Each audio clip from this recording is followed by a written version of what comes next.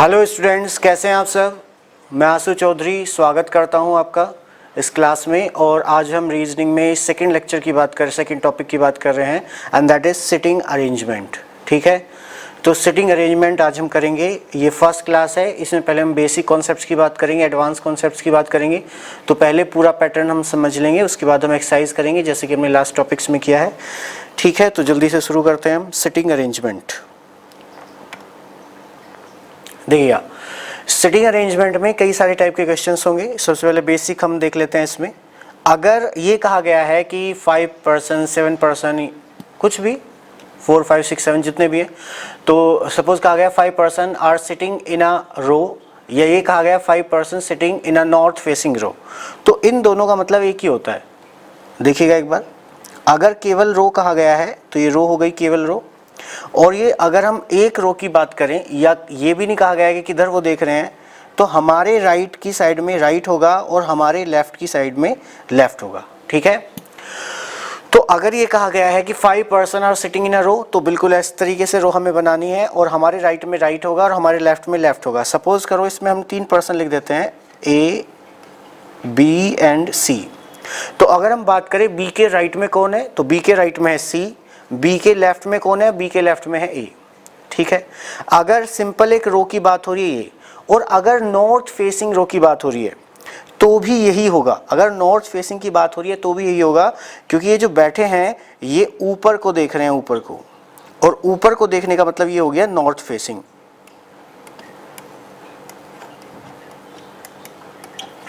जैसे कि हमने लास्ट लेक्चर में पढ़ा था, हमारी 4 डायरेक्शंस हैं, तो हमारे राइट की साइड में है ईस्ट, हमारे लेफ्ट की साइड में है वेस्ट, ऊपर साइड में है नॉर्थ और नीचे साइड में है साउथ। तो ये जो रो है जो हमने अभी इसमें लिखा हुआ आपकी स्क्रीन पे ए बी सी, इसमें बी के राइट में है सी और बी के लेफ्ट में है ए। अब ये अगर हम बात करें तो है तो ये साउथ में ये जो रो है, लेकिन फेसिंग की अगर बात करें तो ये जो रो है वो है नॉर्थ फेसिंग। ये जो रो है वो है नॉर्थ फेसिंग। ठीक है, तो अगर ये कहा गया है सिंपल एक रो तो भी यही होगा, मतलब हमारे राइट में राइट हमारे लेफ्ट में लेफ्ट। अगर नॉर्थ फेसिंग रो कहा गया तो भी यही होगा, हमारे राइट में राइट और लेफ्ट में लेफ्ट। ठीक है, तो ये हमने बिल्कुल यहाँ पे इसे इनिशियली वे में समझा। अब इससे आगे अगर कुछ इस टाइप के पजल टाइप का क्वेश्चन है कि there are 8 flat on a floor of a building, 4 and 4 opposite each other, 4 एक दूसरे के सामने एक बिल्डिंग के फ्लोर पे। तो अब क्या होगा कि एक रो ड्रॉ करनी होगी हमें। ये कहा गया है कि 2 रो है नॉर्थ एंड साउथ फेसिंग, तो सेकंड जो हम रो ड्रॉ करेंगे वो इसके ऊपर आएगी। ठीक है, अब जैसे मैं आपके सामने हूं, आप मेरे सामने हैं, तो ये मेरा राइट है, और जिधर मेरा राइट है उधर आपका क्या होगा, लेफ्ट। तो यहाँ पे क्या हो जाएगा, ये लेफ्ट। अब ये मेरा लेफ्ट है, तो जिधर मेरा लेफ्ट है उधर आपका क्या होगा, उधर आपका होगा राइट। ठीक है, अब यहाँ पे भी हम लिख लेते हैं, यहाँ पे लिख लेते हैं MNO। ठीक है, अब इस वाली जो रो में जो हमने अभी इसके ऊपर ड्रॉ की है, इस वाली रो में N के राइट में है M, क्योंकि यहाँ पे राइट इधर होगा, तो N के राइट में है M और N के लेफ्ट में है O। और ये जैसे आप मेरे सामने, मैं आपके सामने हूं, तो मैं उधर को देख रहा हूं नॉर्थ की साइड में, यानी कि आपकी तरफ को, आप मेरी तरफ को देख रहे हैं यानी कि साउथ में इधर।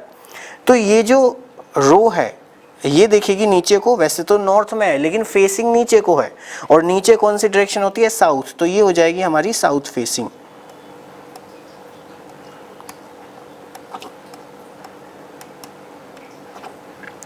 तो ये जो रो हो जाएगी ऊपर वाली, ये हो जाएगी हमारी south facing. I hope so यहां तक समझ गए होंगे। तो अगर हमें केवल एक रो ड्रॉ करनी है, अगर हमें केवल एक रो ड्रॉ करनी है तो नीचे वाली हम ड्रॉ करेंगे। नॉर्थ फेसिंग कहा गया तो भी यही, अगर हमें 2 रो बनानी है तो इस तरीके से होगा, एक नॉर्थ फेसिंग एक साउथ फेसिंग। ठीक है, तो ये हमने समझ लिया। अब इसमें आगे हम चलते हैं। अब अगर बात हो रही है टेबल की या किसी सर्कल की, तो टेबल चाहे हमारी इस टाइप से हो टेबल,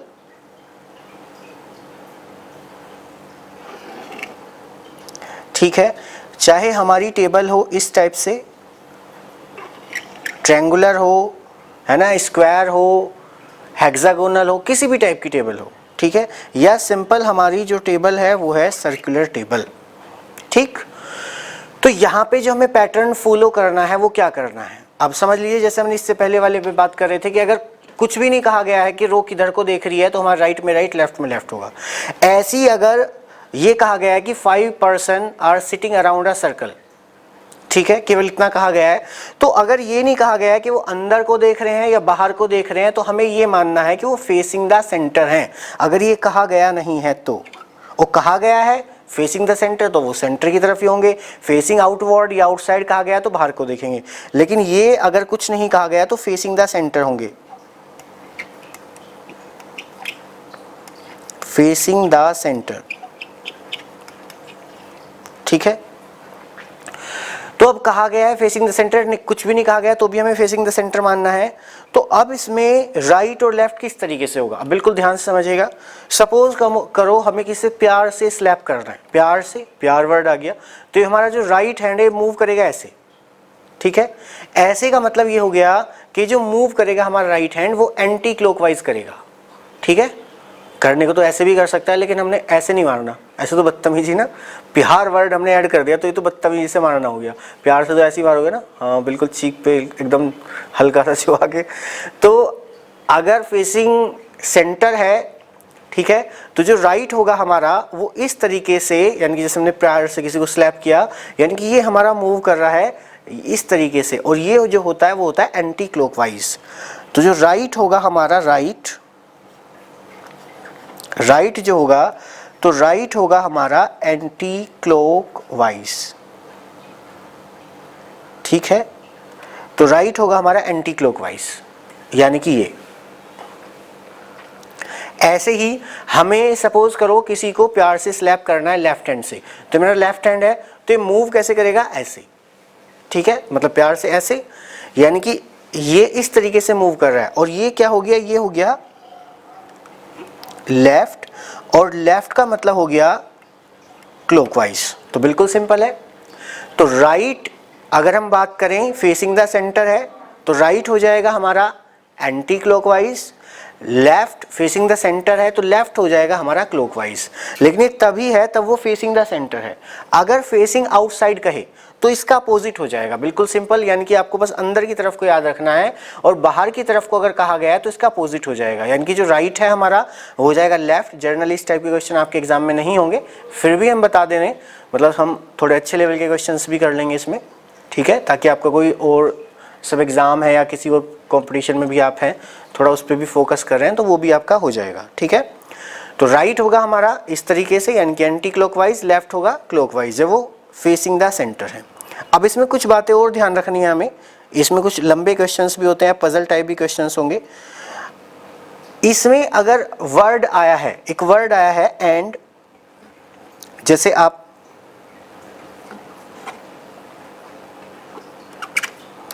एंड वर्ड आया है या बट वर्ड आया है, ठीक है, लाइन में जैसे कहा गया है कि M is sitting second on the left of M is sitting second on the left of I and, तो एंड वर्ड आ गया, यानी कि सेंटेंस में अभी क्वेश्चन हम करेंगे तो उसमें आपको मिल जाएगा। तो एंड और बट वर्ड अगर किसी सेंटेंस में तो डिनोट करते हैं फर्स्ट पर्सन को, फर्स्ट पर्सन। फर्स्ट पर्सन का मतलब हो गया कि जहां से हमारा सेंटेंस शुरू हो रहा है या जहां से हमारी जो उसमें गिवन है स्टेटमेंट वो हमारी शुरू हो रही है, तो वहां से जो पहले नंबर पे आया A B C D जो भी उसमें गिवन है तो उसे हम कहेंगे फर्स्ट पर्सन। तो एंड और बट जो इंडिकेट करते हैं वो फर्स्ट पर्सन को इंडिकेट करते हैं, और हु एंड विच ये जो डिनोट करते हैं वो करते हैं सेकंड पर्सन और नियरर वन।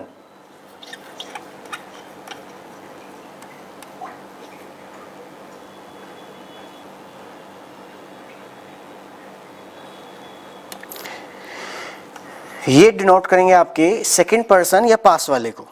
ठीक है,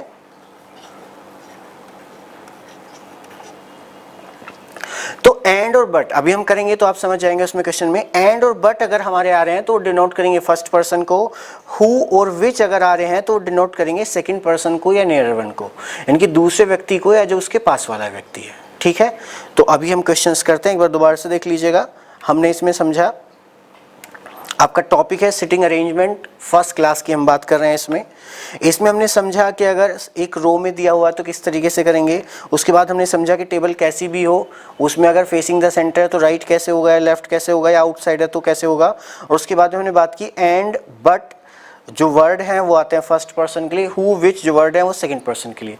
ये अगर ये वाला यहाँ पे जो स्लाइड अभी खुली हुई है, अगर इसमें थोड़ा बहुत दिक्कत हो आपको, तो अभी इस टाइप का जो क्वेश्चंस करेंगे तो वहाँ पे आपको कोई दिक्कत परेशानी आई होप सो नहीं होगी। ठीक है, तो अभी हम देख लेते हैं फिर इसमें।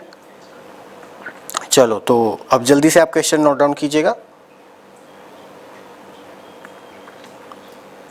बिल्कुल बेसिक कॉन्सेप्ट से हम शुरू करेंगे और इसमें सभी टाइप के क्वेश्चंस हम कर लेंगे, चाहे वो सिंपल हो, टफ हो, जैसे भी क्वेश्चंस हैं तो सभी टाइप के क्वेश्चंस इसमें हम कर लेंगे। ठीक है, तो देखिएगा, तो क्वेश्चन है A B C D E F and G. मैं नोट डाउन कर देता हूं यहाँ पे, A B C D E F and G. ये जो आपके पर्सन हैं वो ये हैं, ये एंड है। ठीक है, तो ए है, बी है, ए है, बी है, सी है, डी है, ई है, एफ है और ये है जी, यानी कि 7 पर्सन हो गए। ठीक है, तो नोट डाउन कर लीजिएगा इसे क्वेश्चन को, फिर हम इसमें आगे देखेंगे क्या पूछा गया है। तो A B C D E F and G are playing cards, are playing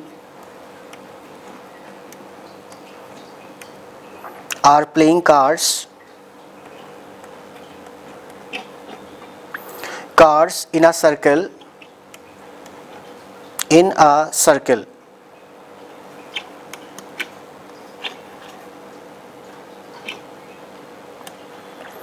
ठीक है, अब इसमें कुछ कंडीशंस दी गई हैं आगे कि आगे इसमें क्या कहा गया है।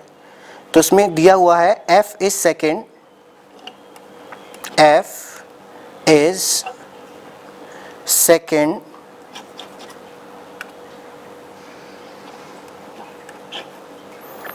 is second to the right of G. F is second to the right of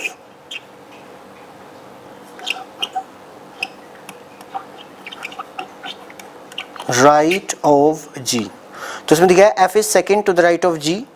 आगे इसमें कंडीशन गिवन है B is neighbor of F, B is neighbor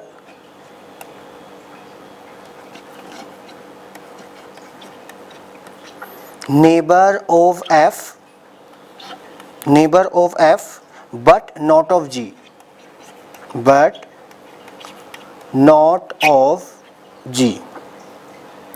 not of E है, इसमें G नहीं है, not of E। तो B is neighbor of F but not of E। आगे देखिएगा, इसमें आगे क्वेश्चन कंटिन्यू कीजिएगा। E is neighbor of C, E is neighbor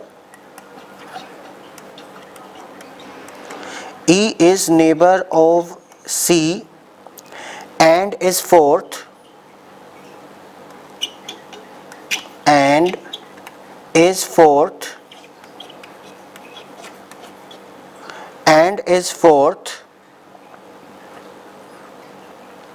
to the right of G, to the right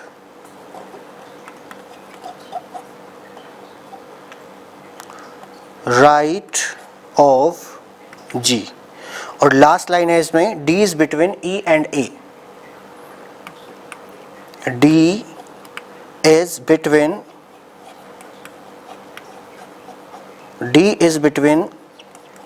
E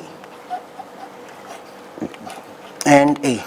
ठीक है, तो एक क्वेश्चन है, बिल्कुल सिंपल क्वेश्चन से हमने शुरू किया है, तो जल्दी से देखिएगा, कीजिएगा इसे फटाफट, फिर मैं बताता हूँ आपको। ABCDEFG आर प्लेइंग कार्ड, जितना भी हो आपसे, पहले थोड़ा ट्राई कीजिएगा जितना भी हो आपसे। तो ABCDEF and G are playing cards in a circle. F is second to the right of G. B is neighbor of F but not of E. उसके बाद है E is neighbor of C and is fourth to the right of G. उसके बाद है D is between E and A. ठीक है, तो simple question है, ट्राई कीजिएगा, फिर फटाफट बताता हूँ मैं।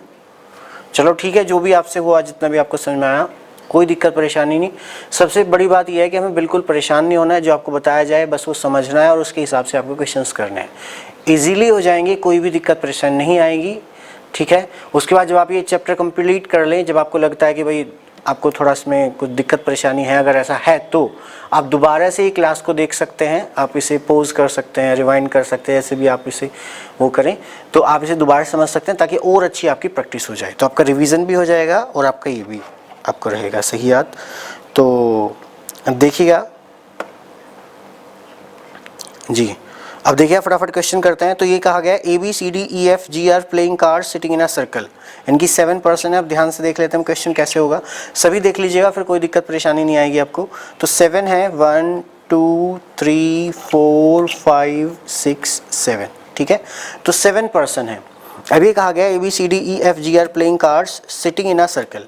अब देखो इसमें ये नहीं कहा गया है, इस क्वेश्चन में ये नहीं कहा गया है कि वो अंदर को देख रहे हैं बाहर को, लेकिन मैंने अभी आपको एक बात बताई, बिल्कुल ध्यान से सुनिएगा आप सभी चीज़ें और ध्यान से कीजिएगा। मैंने आपसे कहा अगर ये गिवन नहीं है कि वो किधर को देख रहे हैं तो मैं फेसिंग द सेंटर ही मानना है। और वैसे भी वो कार्ड खेले तो कार्ड ऐसे ही खेलेंगे, इक्का बादशाह बेगम, ऐसे तो खेलेंगे नहीं पीछे को इक्का बादशाह बेगम, समझ रहे हो ना, तो ऐसे ही खेलेंगे। ठीक, तो मैंने कहा था गिवन नहीं है तो हमें फेसिंग द सेंटर, तो अंदर को ही मानना है कि अंदर को देख रहे हैं हम, तो सिंपल वही होगा। राइट जो होगा हमारा वो इस तरीके से होगा यानी कि एंटी क्लॉकवाइज, और लेफ्ट जो होगा हमारा वो इस तरीके से होगा यानी कि क्लॉकवाइज। तो जल्दी से हम देख लेते हैं। F is second to the right of G। अब ये पहली लाइन हम पढ़ते हैं, तो F को कहीं भी बिठा लो, G को कहीं भी बिठा लो, शुरुआत कहीं से भी कर लो, कोई दिक्कत नहीं है, चाहे आप यहाँ पे बिठाओ, यहाँ पे बिठाओ, यहाँ पे, मतलब जो 7 पोजीशन है इनमें से कहीं पे भी बिठा लो, कोई भी दिक्कत परेशानी नहीं होगी, क्योंकि सर्कुलर टेबल में बैठे हुए हैं, किधर भी बिठा लो, बस राइट लेफ्ट में आपको जितना कहा गया उतना प्लेस ध्यान रखना है। तो ये F is second to the right of G, तो F को हम यहाँ बिठा लेते हैं। F is second to the right of G, अब G के राइट में है, ठीक है, G के राइट में है, तो राइट इस तरीके से होगा, हमने पढ़ा था अभी, ठीक है, यानी कि राइट होगा आपका एंटी क्लॉकवाइज और लेफ्ट होगा आपका क्लॉकवाइज, ठीक है। तो देखिए ये कहा गया है F is second to the right of G। अब G को हम सपोज करो यहाँ माने तो 1 2 3 नंबर पे हो जाएगा, इसका मतलब G यहाँ पे आएगा, तो F is second to the right of G, तो G के राइट में देखिएगा ये सेकेंड, तो G यहाँ पे है 1 2, ठीक है, तो F is second to the right of G। आगे कहा गया है B is neighbour of F but not of E। B is neighbour of F but not of E, तो B F का पड़ोसी है, B is neighbour of F। अब हम सपोज कर लेते हैं, तो जब हम सपोज करते हैं उस केस में आप या तो दूसरे पेन का यूज कर सकते हैं या फिर क्या कर सकते हैं, आप यहाँ पे उसे लिख के अंडरलाइन कर सकते हैं, तो आपको पता रहेगा। दूसरे पेन का इस्तेमाल इसलिए कर रहा हूँ क्योंकि इसमें कुछ चीज़ें हमें सपोज करनी पड़ेंगी, और जो हम सपोज कर रहे हैं, ठीक है, तो ये दूसरे पेन से कर सकते हैं, उसे अंडरलाइन कर सकते हैं। तो B is neighbour of F but not of E, तो F का पड़ोसी है B, तो B यहाँ भी हो सकता है, हम इसके नीचे लाइन खींच दी हमने क्योंकि ये फिक्स नहीं है अभी, और B यहाँ पे भी हो सकता है, तो इन दोनों के नीचे हमने लाइन खींच दी है क्योंकि ये अभी फिक्स नहीं है। तो B F का तो पड़ोसी है, तो B F के राइट में भी आ सकता है, B F के लेफ्ट में भी आ सकता है, तो B F के राइट में भी आ सकता है और B F के लेफ्ट में भी आ सकता है। आगे देखते हैं हम, E is neighbour of C and is fourth. अब देखो एंड वर्ड है, एंड वर्ड मैंने कहा था किसके लिए आएगा, फर्स्ट पर्सन के लिए, और यहाँ पे फर्स्ट पर्सन कौन है, जहां सेंटेंस शुरू हो रहा है यानी कि E, तो E is neighbour of C and is fourth to the right of G, तो G के राइट में फोर्थ कौन है, E होगा, तो G का राइट ये G है हमारा, 1 2 3 4, तो G के राइट में फोर्थ जो है वो कौन होगा, E होगा। एक बार दोबारा समझ लीजिएगा ये लाइन, अगर आपको कोई दिक्कत परेशानी हो, क्वेश्चन आपके सामने है अभी, जो हमने, ये क्वेश्चन है आपके सामने, तो इसमें लिखा हुआ E is neighbour of C, E C का पड़ोसी है, एंड इज फोर्थ। तो एंड मैंने बताया, एंड किसके लिए आता है, एंड आता है फर्स्ट पर्सन के लिए। इससे पहले हम देख लेते हैं, ये हमने यहाँ पे बताया हुआ है एंड, तो एंड किसके लिए आता है, फर्स्ट पर्सन के लिए। और फर्स्ट पर्सन कौन सा है, फर्स्ट पर्सन वो है जहाँ से हमारा ये वाली लाइन या ये वाला सेंटेंस शुरू हो रहा है, वो है E। तो यहाँ आ जाएगा E is fourth to the right of G। तो E जो है वो G के राइट में चौथा है, तो यहाँ G है 1 2 3 4, ये 4 हो गया हमारा। और इसमें ये भी था E is neighbour of C, तो E जो है वो C का पड़ोसी है। अब C हमारा यहाँ भी आ सकता है, अंडरलाइन कर देते हैं हम, और C हमारा यहाँ पे भी आ सकता है। अब इससे ऊपर वाली लाइन अगर हम देखें, तो ये जो ऊपर वाली लाइन है इसमें कहा गया B is neighbour of F but not of E, तो B E का पड़ोसी नहीं है, तो इसका मतलब B हमारा यहाँ पे नहीं आएगा। इसका मतलब B हमारा कौन सा सही हो जाएगा, ये वाला, क्योंकि B E का पड़ोसी नहीं है और E हमारा यहाँ पे आ गया है। B जो है वो E का नेबर नहीं है और E हमारा यहाँ पे आ गया, तो B तो यहाँ पे आएगा नहीं, तो B हमारा फाइनल हो गया यहाँ पे। इसलिए हम नीचे अंडरलाइन किया था, जो हम सपोज कर रहे हैं, जो हम सपोज नहीं कर रहे वो ये है, इनके नीचे हमने अंडरलाइन नहीं किया, ठीक है। अब C E का पड़ोसी है, E is neighbour of C, तो E C का नेबर है, तो C यहाँ भी हो सकता है, C यहाँ भी हो सकता है। और ये कहा गया 4 to the right of G, जो हमने यहाँ पे लिख दिया है। और लास्ट लाइन है D is between E and A, तो D जो है वो E और A के बीच में है। अगर D को हम यहाँ रखें तो E और F के बीच में हो जाएगा, D को हम यहाँ प्लेस करें तो D जो है E और F के बीच में आ जाएगा। D को हम यहाँ पे प्लेस करें तो यहाँ पे E है, यहाँ पे हमारा बनता है कि हम किसी को लिख सकें, इसका मतलब यहाँ पे C नहीं आएगा, तो यहाँ पे कौन आ जाएगा, D। और ये कहा गया D is between E and A, तो E हमारा यहाँ पे है और A हमारा यहाँ पे है। एक बार दोबारा समझ लीजिए, हमने D को यहाँ पे प्लेस क्यों नहीं किया, क्योंकि कहा गया D E और A के बीच में है, तो अगर हम D को यहाँ पे प्लेस करते तो वो E और F के बीच में हो जाता। इसका मतलब D हमारा यहाँ तो आएगा नहीं, यहाँ पे ऑलरेडी बैठे हुए हैं, तो या तो यहाँ आ सकता है या यहाँ पे आएगा, तो E और A यहाँ पे नहीं आ सकता हमारा। इसका मतलब D कहाँ पे आएगा, यहाँ पे स्पेस हमारा वैकेंट था, हमने यहाँ पे लिख दिया A, तो D हो गया E और A के बीच में। इसका मतलब C A सही नहीं होगा, C होगा हमारा ये सही, ठीक है। तो एक क्वेश्चन हो गया हमारा, यहाँ पे आ गया हमारा G, उसके बाद B, उसके बाद F, उसके बाद C, उसके बाद E और उसके बाद D। तो ये हमारा क्वेश्चंस हो गया, ठीक है। उसके बाद इसमें कई सारे क्वेश्चंस होंगे, जैसे इसमें गिवन है फर्स्ट क्वेश्चन में पूछा हुआ है, जो हमारे ये दिए गई थी स्टेटमेंट, इसके according who is fourth to the left of G। First question इसमें पूछा गया है, यहाँ लिख देता हूँ, चलो क्वेश्चन भी में इसे पूछा गया है, who is fourth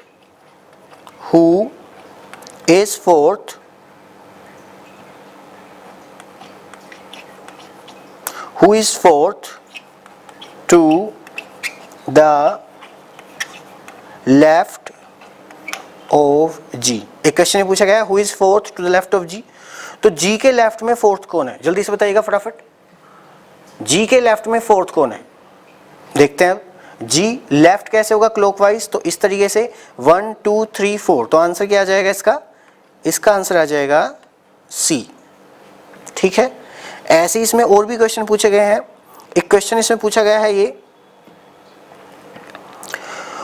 who is the left of G या who is the immediate left of G, immediate left of G, ये C आया था इसका आंसर हमारा। नेक्स्ट क्वेश्चन है इमीडिएट लेफ्ट ऑफ G, तो G यहाँ पे है, G का इमीडिएट लेफ्ट ये हो जाएगा, तो G के इमीडिएट लेफ्ट में कौन है, A। उसके बाद अगर ये पूछ ले who is in the immediate right of F, F के एकदम राइट में कौन है। नेक्स्ट क्वेश्चन में अगर पूछ ले F के एकदम राइट में कौन है, तो F के एकदम राइट में, राइट ऐसे होगा तो F के राइट में कौन हो जाएगा, C, तो इसका आंसर क्या आ जाएगा, C। तो इस तरीके से आपके क्वेश्चंस होंगे जो आपको करने हैं, ठीक है। आगे इसमें हम कंटिन्यू करते हैं।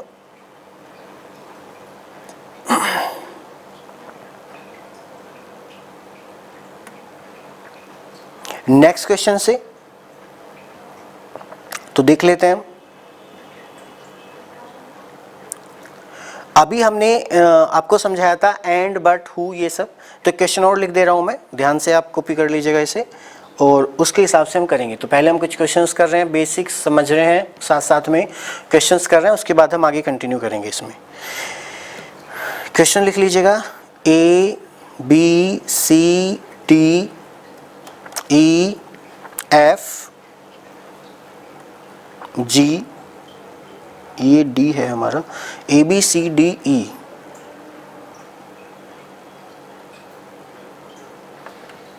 ए B C D E F G H, और उसके बाद है की। तो A B C D E F G H 8 यहां तक होगी, और ये हो गया की, यानी कि 9 पर्सन हो गए। Are sitting around a circle,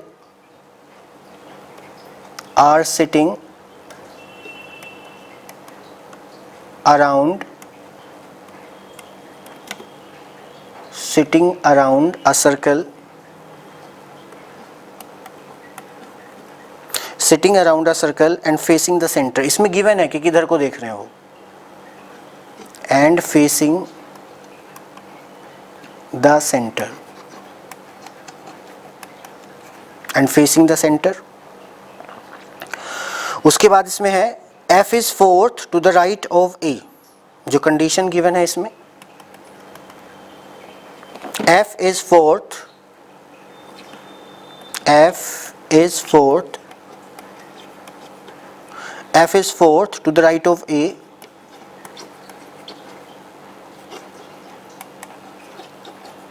to the right of A, F is fourth to the right of A, who is third। अब देखो इसमें who वर्ड की जो हम बात करें वो आ गया इसमें, who is third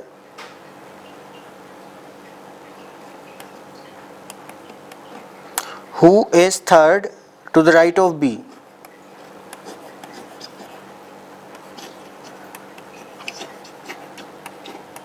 to the right of B। तो यहां तक ये पूरा एक ही लाइन थी।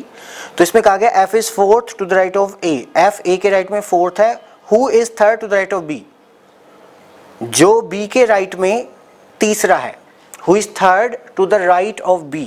तो B के राइट में थर्ड कौन होगा, हु, और हु किसके लिए आता है, अभी हमने बात की थी सेकंड पर्सन नियरर वन के लिए। तो फर्स्ट पर्सन इसमें कौन हो गया F, और सेकंड पर्सन कौन हो गया इसमें A, ठीक है। तो who is third to the right of B, तो B के राइट में थर्ड कौन होगा, A, या नियरर हमने एक वर्ड यूज किया था, तो नियरर हु के पास में कौन है, A। समझ गए ना, अभी क्वेश्चन करेंगे और समझ जाएंगे आप। हाँ जी, आगे देखिएगा इसमें क्या कहा गया। उसके बाद कहा गया इसमें K is fourth, K is fourth to the left of B, to the left of B। आगे कहा गया K is fourth to the left of B, K B के लेफ्ट में फोर्थ है, K is fourth to the left of B। आगे कहा गया and third to the right of D, and ये आगे है sentence, and third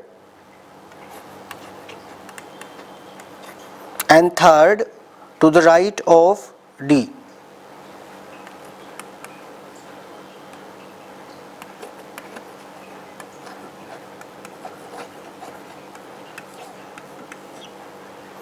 and third to the right of D। अब ये एक सेंटेंस है। अब देखें अगर, तो ऊपर वाले में हु वर्ड आ रहा है जो हमने अभी यूज इसका समझा था थोड़ी देर पहले, और नेक्स्ट वाले में आ रहा है एंड वर्ड, ठीक है।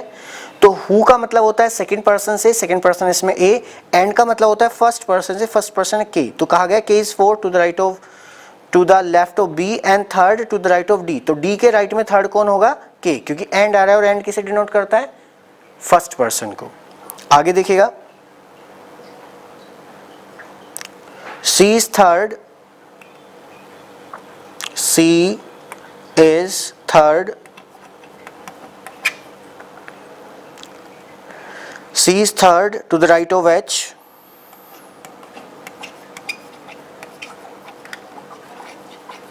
right of H, C is third to the right of H।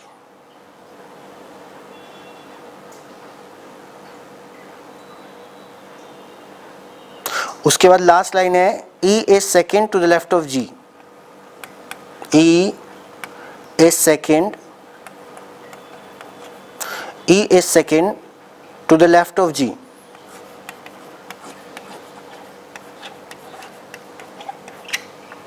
E is second to the left of G. ये क्वेश्चन है, इसमें हमने who का भी यूज कर लिया और इसमें हमने एंड का भी यूज कर लिया. यहाँ पे who है और यहाँ पे है एंड. ठीक है, तो जल्दी से कीजिएगा इसे, फिर हम बताते हैं कैसे करना है, किस स्टेप से आपको इसमें समझना है, करना है जी. और थैंक यू वेरी मच आप जो अपने डाउट्स पूछ रहे हैं व्हाट्सएप के थ्रू या फिर कॉल के थ्रू, और आप सभी के सपोर्ट से, आप सभी के लव अफेक्शन से डे बाय डे हम बाकी सिटीज़ में भी शुरू कर रहे हैं. ऑलरेडी हमारे पास काफ़ी सारी सिटीज़ हैं जो जुड़ी हुई हैं. तो thank you so much for viewing, supporting and liking this video and lecture. तो ऐसे ही आप इसे देखते रहें, लाइक करते रहें, शेयर करते रहें, पसंद करते रहें और इससे फ़ायदा उठाते रहें और खूब अच्छे से पढ़ें. उम्मीद करता हूँ कि आपके जो हैं 20 में से 20 मार्क्स ही आएंगे, उसी के हिसाब से मेहनत कर रहे हैं. एक्सरसाइज जो भी हैं आपकी उसका भी एक एक क्वेश्चन हम कर रहे हैं. तो आई होप सो आपको कोई दिक्कत नहीं होगी.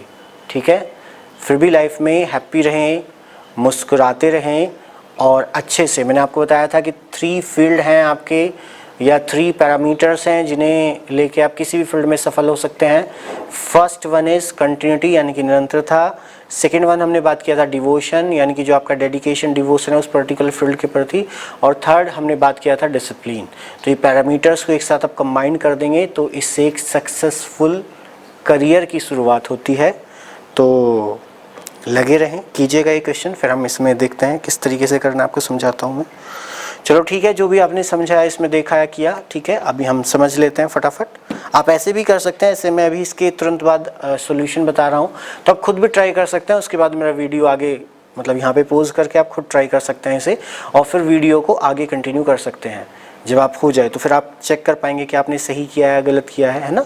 या फिर आपको थोड़ा बहुत आता है, आप नहीं करना चाह रहे हैं तो आप इसके साथ साथ इसे व्यू कर सकते हैं, देख सकते हैं. चलिएगा देखते हैं फटाफट.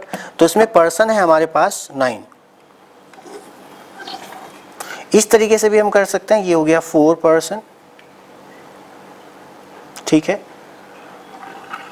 और ये 4 पर्सन और हो गए तो 8 हो गए हमारे. 1 2 3 4 5 6 7 8.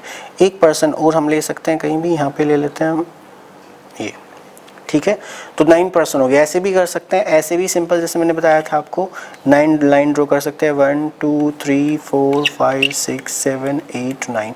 तो कैसे भी कर ले, मतलब उससे कोई ज़्यादा फर्क नहीं पड़ेगा. ठीक है, अभी देखते हैं फटाफट इस क्वेश्चन में क्या कहा गया. ये जो क्वेश्चन आप देख रहे हैं अपनी स्क्रीन पे, तो इसमें किस तरीके से आपको समझना है, करना है. चलिए, तो इसमें कहा गया है F is fourth to the right of A. यहाँ तक देख लेते हैं, कहीं पे भी बिठा लो. इधर इस बार इधर बिठाया था, हम यहाँ पे बिठा लेते हैं. चलो, क्या कहा गया है इसमें? कहा गया F is fourth to the right of A. A के राइट में फोर्थ है तो A को यहाँ पे प्लेस करें हम, तो 1 2 3 4 यहाँ पे हो जाएगा. तो ये इस तरीके से है, F is fourth to the right of A. ये आधा इसका सेगमेंट हमने पढ़ लिया, ये लाइन, ये जो है F is fourth to the right of A, यहाँ तक. अब आगे है who, आगे है who is third to the right of B. अब who किसके लिए आता है? who आएगा A के लिए. who is third to the right of B. तो B के राइट में थर्ड कौन होगा? A. तो देखते हैं कहाँ पे है हमारा. तो B के राइट में थर्ड होगा A. तो B के राइट में, इसका मतलब B यहाँ पे प्लेस होगा. 1 2 B यहाँ पे प्लेस होगा. तो B के राइट में, राइट होता है हमारा ऐसे एंटी क्लॉकवाइज, तो 1 2 3 यहाँ पे हो जाएगा. तो B के राइट में थर्ड होगा A. दोबारा से देख लीजिएगा, ये था F is fourth to the right of A. ये हमने यहाँ पे पढ़ा, F फोर्थ है A के राइट में. 1 2 3 4. आगे था ये who is third to the right of B. जो B के राइट में तीसरा है, B के राइट में थर्ड कौन होगा? who. और who किसे डिनोट करता है? फर्स्ट पर्सन या सेकंड पर्सन या A को. तो A होगा B के राइट में थर्ड. तो ए यहाँ पे हमने प्लेस किया हुआ है ऑलरेडी, तो बी के राइट में इसे थर्ड करना है, इसका मतलब बी यहाँ पे होगा 1 2 3। क्लियर है? चलो अब नेक्स्ट इसमें देखते हैं, इसमें लिखा हुआ है K is fourth to the left of B। अभी यहाँ तक देखते हैं, K is fourth to the left of B। B के लेफ्ट में 4, ये तो राइट होता है ऐसे, लेफ्ट होगा ऐसे, तो 1 2 3 4, तो यहाँ पे कौन हो जाएगा? K। ये गिवन है इसमें, K is fourth to the left of B, तो B के लेफ्ट में देखो फोर्थ हो गया, लेफ्ट इधर को होगा 1 2 3 4 K। अब इसमें आगे क्या कहा गया है? एंड। अब एंड आया इसमें, and third to the right of D. And इसमें वर्ड आया है, and third to the right of D, तो डी के राइट में थर्ड कौन होगा? एंड। और एंड किसे डिनोट करता है? फर्स्ट पर्सन को, तो डी के राइट में थर्ड होगा के। देख लेते हैं आगे, डी के राइट में थर्ड होगा के, तो इसका मतलब डी हमारा यहाँ पे प्लेस होगा 1 2 3। डी के राइट में थर्ड कौन होगा? के। दोबारा से देख लीजिए यहाँ पे, and third to the right of D, और डी के राइट में थर्ड है कौन है? एंड, और एंड डिनोट करता है के को। आगे इसमें C is third to the right of H. देखते हैं, C is third to the right of H. H के राइट में थर्ड करना हमने सी को, C is third to the right of H। H को सपोज करो हम यहाँ प्लेस करें, तो 1 2 3, D बैठा हुआ है, H को यहाँ प्लेस करें 1 2 3, यहाँ आ सकता है। H को यहाँ प्लेस करें 1 2 3, H को यहाँ प्लेस करें 1 2 3, तो केवल यहीं पे आ सकता है, क्योंकि बाकी 3 का गैप ही नहीं है। यहाँ पे H को प्लेस करें 1 2 3, यहाँ पे खाली है तो दोनों जगह आ सकता है। यहाँ पे प्लेस करें 1 2 3 पे बैठा हुआ आ नहीं सकता, यहाँ पे प्लेस करें 1 2 3 पे बैठा हुआ नहीं आ सकता, यहाँ पे प्लेस करें 1 2 3 पे ऑलरेडी कोई ना कोई बैठा हुआ है, तो केवल यही स्पेस हमारा खाली है, ये और ये वाला, तो हम उसे यहीं पे बैठा देंगे। तो क्या था ये? C is third to the right of H। H के राइट में थर्ड है C। C is third to the right of H। H के राइट में H यहाँ पे है 1 2 3, तो यहाँ पे कौन हो जाएगा? ये हो जाएगा C। उसके बाद लास्ट लाइन है, E is second, E is second to the left of G। G के लेफ्ट में सेकेंड है E, G के लेफ्ट में। अब कहीं भी नहीं है तो हम देख लेते हैं, सपोज करें कहाँ बैठेगा, तो यह है E second to the left of G। G के लेफ्ट में दूसरा है, तो G को यहाँ पे बैठाएं, तो G के लेफ्ट में 1 2, दूसरा कौन है? कौन सा पर्सन था ये? E, तो G के लेफ्ट में दूसरा हो जाएगा E। अगर हम G को यहाँ बैठाएं, E को यहाँ बैठाएं, तो राइट में हो जाएगा, जो गलत हो जाएगा। अगर हम G को यहाँ बैठाएं, E को यहाँ बैठाएं, तो G के राइट में हो जाएगा E, जबकि ये कहा गया G के लेफ्ट में, तो G इसका मतलब यहीं पे आएगा और लेफ्ट में E यहीं पे आएगा। तो ये हो गया हमारा क्वेश्चन। अब इसके बेस पे 5 क्वेश्चन इसमें गिवन है, वो देख लेते हैं एक बार। ये जो हमने क्वेश्चन किया ये वाला, और ये हमने इसका सोल्यूशन किया ये वाला, इस पे बेस्ड जो है वो लगभग 5 क्वेश्चन हैं। जैसे कि फर्स्ट क्वेश्चन इसमें पूछा गया, who is fourth to the left of G। G के लेफ्ट में फोर्थ कौन होगा? कीजिएगा, ये क्वेश्चन लिख देता हूँ। चलो मैं लगभग 5 क्वेश्चन है इस पे, तो 1 2 आपको बता रहा हूँ मैं, बाकी यही दोगे। Who is fourth, who is fourth, who is fourth to the left of G, to the left of G, ये पूछा गया। Who is fourth to the left of G। G के लेफ्ट में 4, देखो G यहाँ पे है, G के इधर चलें तो राइट होगा, तो इसका मतलब इधर तो नहीं देखना हमें, तो G का लेफ्ट इधर होता है, क्योंकि लेफ्ट हमने बात की थी ऐसे होगा। तो G के लेफ्ट में 4, 1 2 3 4, तो कौन हो जाएगा? C। तो इसका आंसर क्या आ जाएगा? इसका आंसर आ जाएगा C। बाकी भी इसमें दिया, who is third to the right of K। एक क्वेश्चन और देख लेते हैं इसमें, who is third, who is third to the right of K, to the right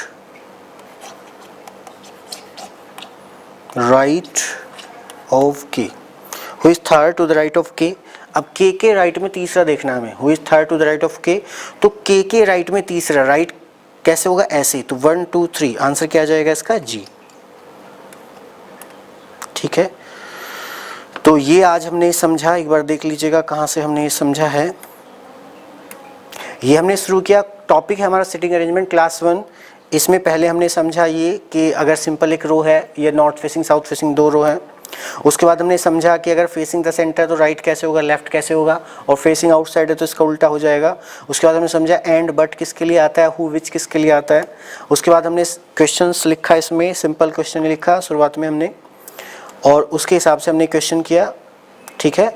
उसके बाद फिर हमने ये क्वेश्चन लिखा, ये भी वैसे सिंपल ही है, लेकिन अगर किसी बच्चे को हु और एंड में का नहीं पता है कि हु और एंड किसके लिए यूज़ करते हैं, तो चाहे उसने कितना ही रीजनिंग पढ़ा हुआ हो तो वो ये क्वेश्चन नहीं कर पाएगा, क्योंकि स्लाइटली डिफरेंस लग रहा है आपको, लेकिन ये ह्यूज डिफरेंस हो जाएगा जब आप क्वेश्चन करोगे अगर आपको नहीं पता है तो।